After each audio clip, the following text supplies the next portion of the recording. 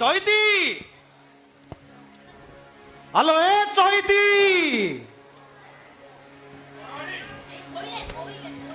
আরে হে পূর্ব আকাশে কଳାହାଣ୍ଡିଆ মেঘটা ঘୋଟି ଆସିଲାଣି ସତେ ଯେମିତି ଆକାଶଟା ଫାଟି ପଡିବ ନା କଣ ହେଲେ ମୋ ଘରଣୀର ଏଯାଏ ଦେଖା ନାହିଁ ଭାଗବତ ଗୋସାଇ ପାଖକୁ ଯିବ ମୁଣ୍ଡିଆଟେ ମାରିବ ତାପରେ ଯାଇ ଆସିବ চৈতি চৈতি হ্যালো এ চৈতি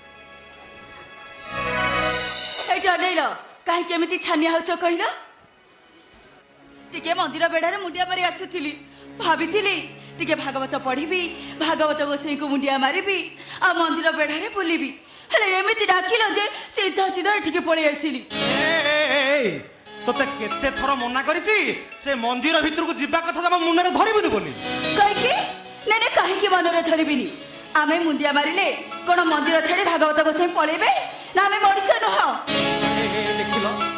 देख देख पाठ दी अक्षर पढ़ी तो गोटे कथा मु कहला बेलू मत प्रवचन शुणाऊँ हेलो ए चैती कौन अजातिया अछुआ मनीष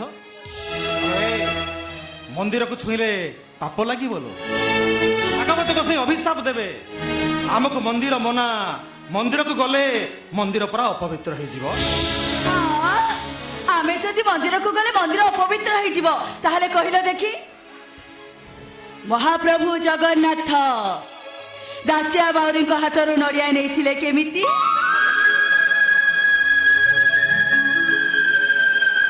आ भक्त सालबे को डाकरे महाप्रभु जगन्नाथ रथ अटकी जाइथिला कहीं कुह कुह बुझिल महाप्रभु जगन्नाथ भक्तंकर भगवान ताको पखरे जाति अजाति छुआ छुआ किछि न थाए तते मु हाथ जोडुछिलो तते मु जुक्ति रे जमा पारिबिनी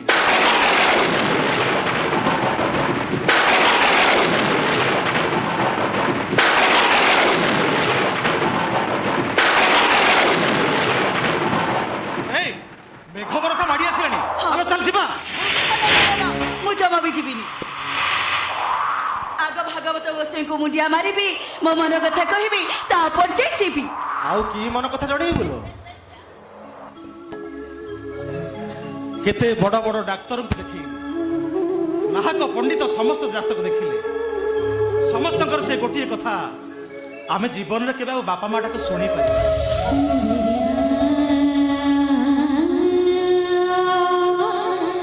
जेते दिन रे हाथ गोड़ चलुथिबो ए कुला वंश भी चलिबा आ जो दिन हाथ गोड़ रही जीवो हम चिनुटा ना हम चिनुटा हमर सेवा करिवो हमको कांधरे बही मशाणी की नबो हम मुहरे टिके निया दबो ए तमे सिना आशा छाड़ी देलनी हेले मु भागवत गोसाई को ऊपर एबे भी आशा भरोसा रखिछि तमे देखिबो मो डाक से निश्चय सुनिबे मो शून्य कोल को से निश्चय पूर्ण करी देबे देखिबा जहा नहीं कर में ताहा कोन मिलिबो धर में कोन हेला तोर जदि भागवत गोसाई ऊपर एते विश्वास अछि एठी मुंडिया मारी भागवत गोसाई तो मन कथा जणा देखिबी भागवत गोसाई केम तुरा को सुनुछन अच्छा हेलो मुंडिया मा हेलो मार परा कहिली हां मु मुंडिया मारिबो हे भागवत गोसाई मो जदि तुमको काय बन वाक्यर पूजा करू थाए मो जदि तुमको काय बन वाक्यर मुक्ति करू थाए ताहले वो शून्य कोल को पूर्ण करि दियो प्रभु एठी जणोचे चैती दंडवत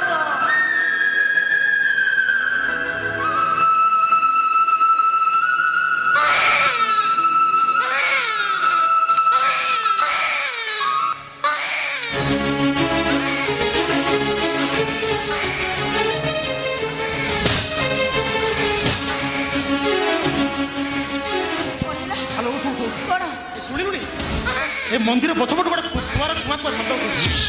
ଏଇ ତମେ କାଇଁ ବ୍ୟସ୍ତ ହଉଛ କହିଲ? କୋଉ ଭକ୍ତଙ୍କର ହେଇଥିବ? ନାଇଁ ଲୋ, ଆଉ? ଏ ମନ୍ଦିର ପଛପଟୁ ବାର ଶୁଭୁଛି। ତୁ ଏଇଠି ଥା, ମୁଁ ଯାଇକି ଦେଖି ଆସୁଛି ହେଲା।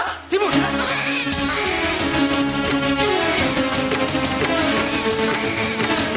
ହେ ପ୍ରଭୁ ଭାଗବତ ଗୋସାଇଁ, ଏ ଝିଅଟା ତମକୁ କିଛି ମାଗିନି, ଆଜିକାଲି ତମ ପାଖରେ ଏତିକି ଅଳି କରୁଛି।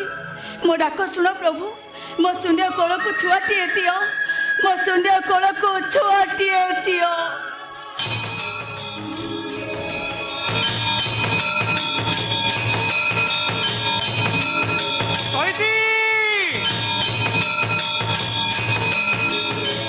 ହ୍ୟାଲୋ, ଏ ଚୈତି, ଭାଗବତ ଗୋସାଇଁ ତୋ ଡାକ ଶୁଣିଛନ୍ତି ଲୋ?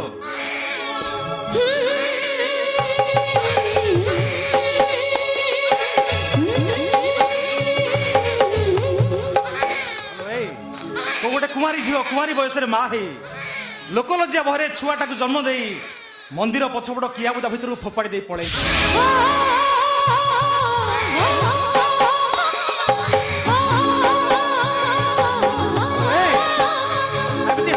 ଅନେଇଛୁ କଣ? ମୁଁ କଣ କହୁଥିଲି କି ସେ ଛୁଆକୁ ଟିକେ ଦେଖୁନ, ସେ ପୁଅ କି ଝିଅ? ମୁଁ କଣ ଦେଖିବି ବା? ତୁ ନଉନୁ ଦେଖିବୁ। ମୁଁ ଦେଖିବି। ଦେଖ ଦେଖ ଦେଖ ଦେଖିଲୁ, ଦେଖେ ପୁଅ ହେଇଛି ନା ଝିଅ ଦେଖିଲୁ? ହେଇଟି ଅନେଇଲ, ଝିଅ। ଝିଅଟେ ବୋଲି ଶୁଣି ତ ମୁଣ୍ଡକୁ ଶୁଖେଇ ଦେଲୁ ନାଇଁ? ଆଲୋ ଏ ଚୈତି, ଏ ଜଗତରେ କନ୍ୟାଦାନ ଠାରୁ ମହାପୁଣ୍ୟ କିଛି ବି ନାହିଁ। ମାତା ଜାନକୀଙ୍କୁ ବୋହୂ କରିବା ପାଇଁ ରାଜା ଦଶରଥ ଜନକଙ୍କ ପାଖରେ ପହଞ୍ଚି ମୁଣ୍ଡିଆ ମାରି କହିଥିଲେ, ହେ ରାଜା ଜନକ, ଆପଣ କନ୍ୟାଦାନ କରି ମହାପୁଣ୍ୟ ଅର୍ଜନ କରିଛନ୍ତି। ଆପଣଙ୍କ ଦାନୀ ପଣିଆକୁ ମୁଁ ଏଠି କୋଟି ଦଣ୍ଡବତ ଜଣାଉଛି।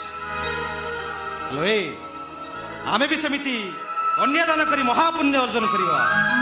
ଆଉ ମଲା ବେଳେ ଆମ ମୁଣ୍ଡ ଉପରେ ବସିବ, ତୁଣ୍ଡରେ ଟିକେ ଗଙ୍ଗା ଜଳ ପକେଇଦବ, ଆଉ ଜୀବ ଗଲା ବେଳେ କହିବ, କୃଷ୍ଣ ବୋଲି ଯାଉଛି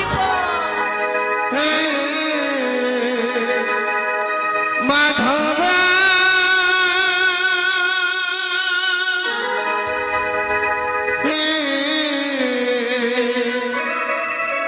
ମାଧବ ମାଧବ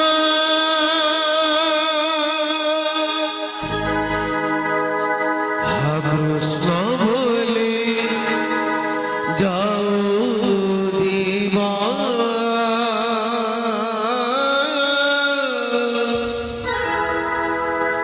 কৃষ্ণ বলে যাও দিবা জনম দিবানা মাননা অনাদি পরম করুণা তথাপি গঢ়ছি ভক্তি সুরস্থান করে পূজন পাপ ধরে জীবা পুণ্য বেড়ে জীবা মরি গলা পরে সারা ঘুরিবা পাপ ধরে জীবা পুণ্য বেড়ে জীবা মরি গলা পরে সারা ঘুরিবা সিয়ে পড়ুছিবা ভাগবত কৃষ্ণ বলে যাও দিবা কৃষ্ণ বলে